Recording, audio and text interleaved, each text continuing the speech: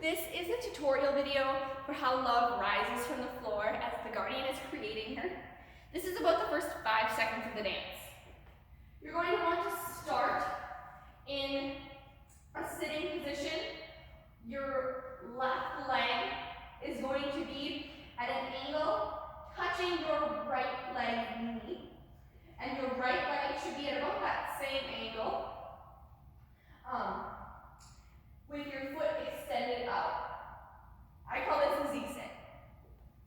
From here, that pose you'll want to bring all the way down to the floor if you're able, as far as you can hold it here.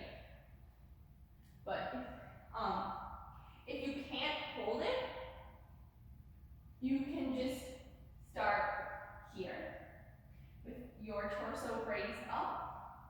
From here, you want to flip. Sort of like a fouette.